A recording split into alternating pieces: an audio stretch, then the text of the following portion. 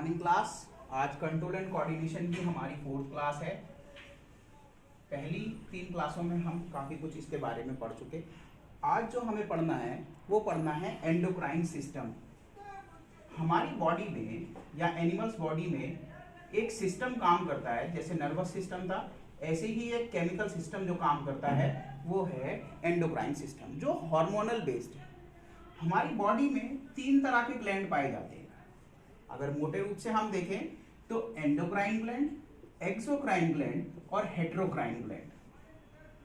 तो endocrine gland कौन से ग्लैंड होते हैं? वो ग्लैंड जो हार्मोन रिलीज करें, यानी कि हमारी बॉडी में ऐसे ग्लैंड जिनका काम हार्मोन रिलीज करना है। एक्सोक्राइन वो ग्लैंड जिनका काम हमारी बॉडी में एंजाइम रिलीज करना है।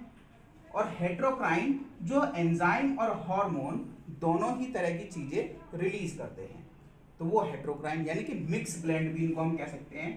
ये दोनों तरह के होते हैं। जो एंडोक्राइन ग्लैंड होते हैं वो डक्टलेस होते हैं।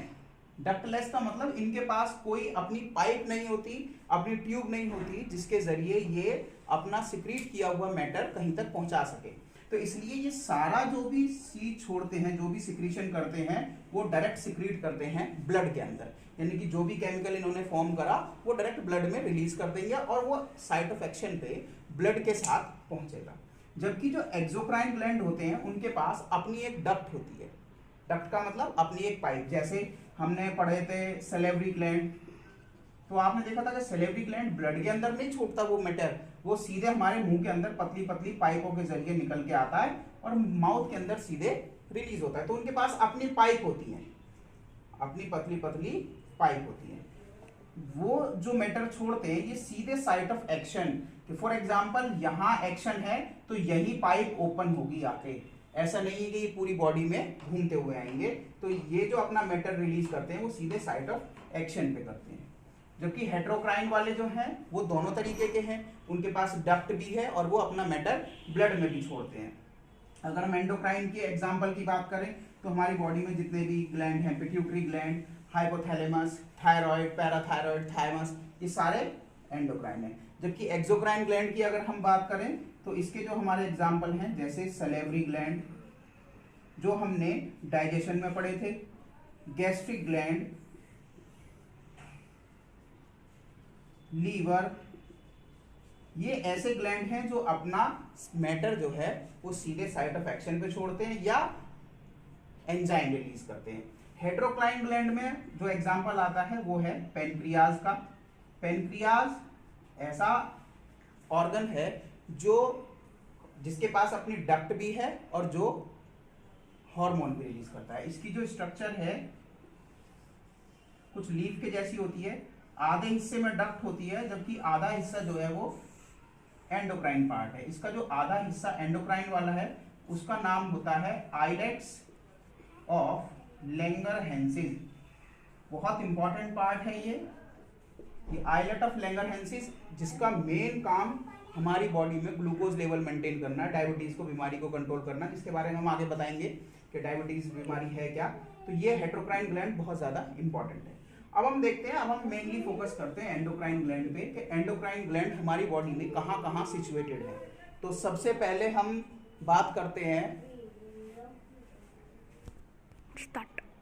तो हमारे पास सबसे पहले टॉप फ्लोर पे पीनियल ग्लैंड, इट मींस हमारे ब्रेन के अंदर जो हमारा स्कल है यहाँ से ऊपर का हिस्सा, उसके अंदर 3 ग्लैंड प्रेजेंट होते हैं। पहला है पीनियल ग्लैंड, दूसरा है हाइपोथैलेमस, तीसरा है पिट्यूटरी ग्लैंड।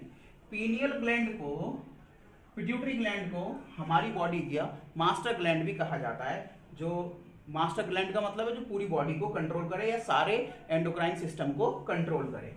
उसके बाद है थायराइड ग्लैंड, जो कि नेक में, जो हमारा एडम्स एप्पल है इसके ऊपर पाया जाता है थायराइड ग्लैंड। और इसी थायराइड में रखे होते हैं 4 पैराथायराइड ग्लैंड। उसके बाद थाइमस ग्लैंड, जो कि यहाँ चेस्ट के बिल्कुल ठीक बीच में थाइमस ग्लैंड रखा होता है। एड्रीनल ग्लैंड, एड्रीनल का मतलब जो रीनल के ऊपर रखे हुए हैं, इट मींस जो किडनी, हमारे पास 2 पेयर किडनी के होते हैं, इन दोनों के ऊपर एक एक ग्लैंड रखा हुआ है, उसे हम कहते हैं एड्रीनल ग्लैंड। अगर हम पीछे की ओर देखें तो एड्रिनल ग्लैंड, और अगर आगे की ओर से देखेंगे तो पेंक्रियाज, दोनों में ये जो इधर का स्ट्रक्चर दिखाया हुआ है ये फीमेल का है और ये स्ट्रक्चर मेल का है। तो एब्डोमिनल कैविटी तक जितने भी ग्लैंड हैं, यानी कि यहां से ऊपर जितने भी ग्लैंड हैं वो मेल और फीमेल दोनों में कॉमन है। सिर्फ अंतर आता है रिप्रोडक्टिव सिस्टम में। तो रिप्रोडक्टिव सिस्टम में मेल के पास जो एंडोक्राइन ग्लैंड है उनका नाम है टेस्टिस, जबकि फीमेल के पास जो एंडोक्राइन ग्लैंड है उनका नाम है ओवरी। तो सिर्फ अगर टेस्टिस और ओवरी को छोड़ दिया जाए तो बाकी सारे ग्लैंड मेल और फीमेल में दोनों में सेम होते हैं, कोई अंतर इनमें नहीं होता, दोनों का फंक्शन भी सेम है और मेल और फीमेल दोनों में काम भी ये बिल्कुल सेम ही करते हैं। तो ये हमारे एंडोक्राइन ग्लैंड्स की सिचुएशन है, ये उनकी पोजीशन है कि हमारी बॉडी में वो कहाँ कहाँ मौजूद हैं और किस किस शेप में मौजूद है। जैसे एड्रिनल ग्लैंड ट्रायंगुलर शेप के हैं, थायराइड ग्लैंड जो है वो कुछ इस तरह का होता है, इसके अंदर पैराथायरॉयड ग्लैंड सिचुएटेड होते हैं, और जो पिट्यूटरी ग्लैंड है वो भी एक पाउच की तरह उसकी स्ट्रक्चर है, इसके अंदर ये 3 हिस्सों में डिवाइडेड होता है। इसके ऊपर मटर के दाने की तरह हाइपोथैलेमस, तो हाइपोथैलेमस की जो शेप है वो मटर के दाने की तरह होती है, बिल्कुल जितना मटर के दाने का साइज होता है इतना ही बड़ा ये ग्लैंड हमारे ब्रेन में पाया जाता है।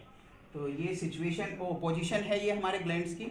अब हम इनके फंक्शंस के बारे में पढ़ेंगे कि इनका काम क्या है। अब हम पढ़ते हैं कि एंडोक्राइन सिस्टम में जो हमारे ग्लैंड हैं उनके फंक्शन क्या हैं, वो कैसे काम करते हैं और कहाँ काम करते हैं। तो देखो, सबसे पहले हमारे ब्रेन में मौजूद है एक हाइपोथैलेमस ग्लैंड, ये जो हमने सबसे लास्ट में लिखा है हाइपोथैलेमस ग्लैंड। इस हाइपोथैलेमस ग्लैंड का काम है रिलीजिंग हार्मोन रिलीज करना। ये रिलीजिंग हार्मोन रिलीज करने का मतलब कि ये स्टिमुलेट करता है पिट्यूटरी ग्लैंड को, यानी कि इसी के नीचे मौजूद है पिट्यूटरी ग्लैंड।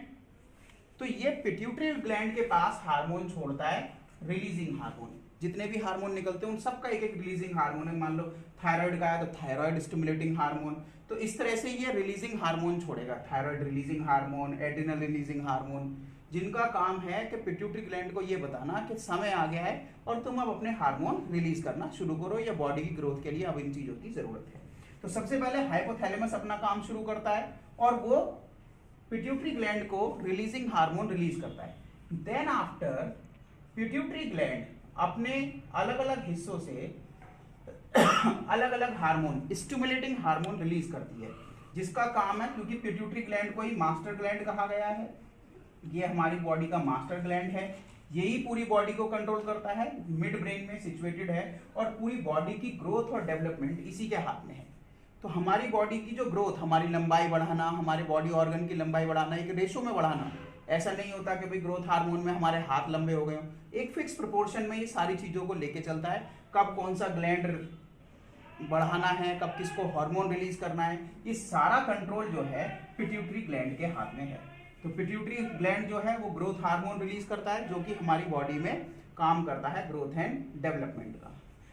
थायराइड हार्मोन, इसका काम है थायरोक्सिन हार्मोन रिलीज करना, जो कि नेक और थ्रॉट रीजन में प्रेजेंट है।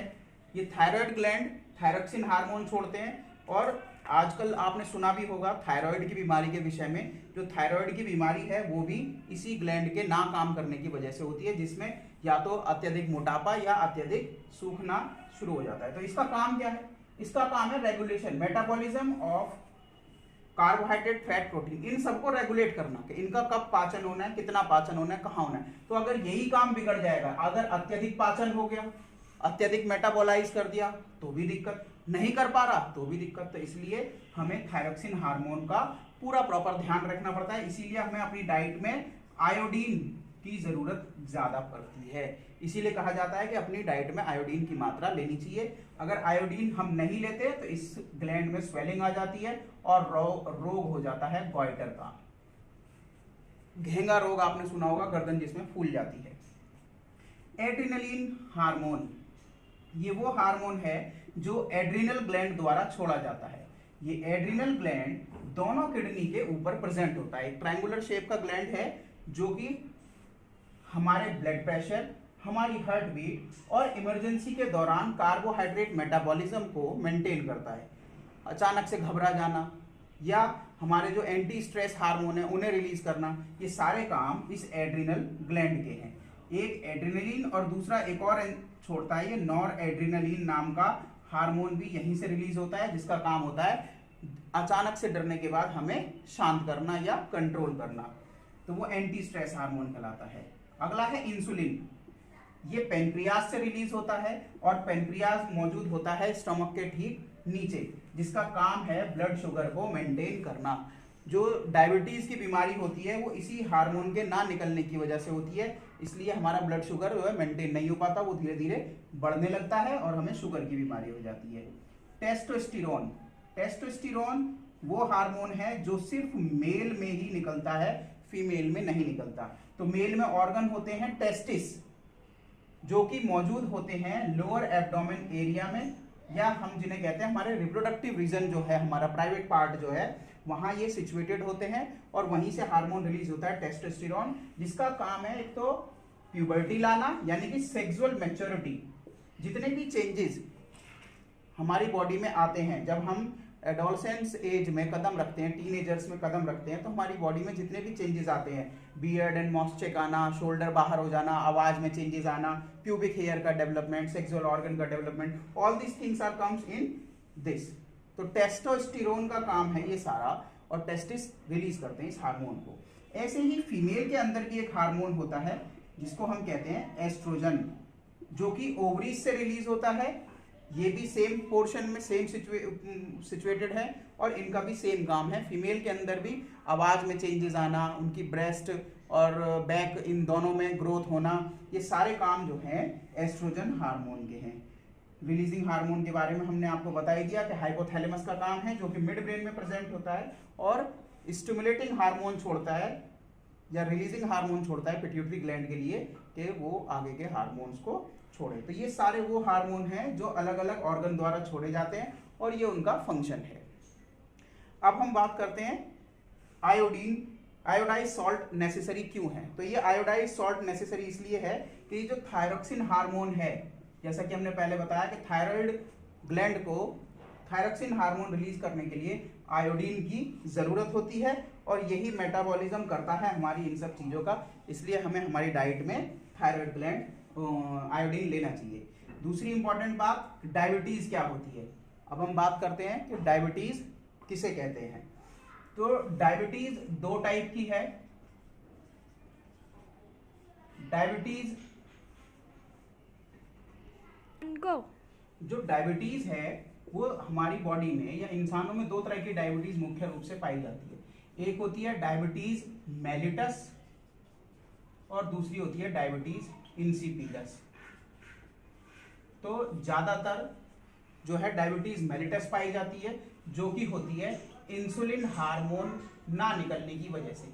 अगर पेनक्रियाज ठीक से काम नहीं कर रहा, यानी कि पेनक्रियाज इंसुलिन रिलीज नहीं कर रहा है, तो डायबिटीज मेलिटस नाम की डिजीज हो जाती है। जबकि जो डायबिटीज इंसिपिडस है, ये डायबिटीज इंसिपिडस होती है यूरिन की वजह से, यानी कि यूरिनेटिंग वाली जो शुगर होती है, ये हमारी बॉडी में एक हार्मोन होता है एडीएच हार्मोन, उसके ना निकलने की वजह से, उसको काम ठीक से ना करने की वजह से ये होती है। लेकिन ज़्यादातर 90% तो डायबिटीज मेलिटस ही हमारी बॉडी में होती है। अब आता है feedback mechanism. Feedback mechanism to control sugar level. To control sugar level. Feedback mechanism में सबसे पहले क्या होता है कि जैसे ही शुगर लेवल राइज होगा इन द ब्लड, तो जो पेनक्रियाज की सेल थी वो डिटेक्ट करेंगे, detected by cells of pancreas. जैसे ही शुगर लेवल इंक्रीज हुआ, पेनक्रियाज की सेल ने डिटेक्ट करा और उन्होंने प्रिपरेशन स्टार्ट कर दी, सिंथेसिस स्टार्ट कर दी इंसुलिन की।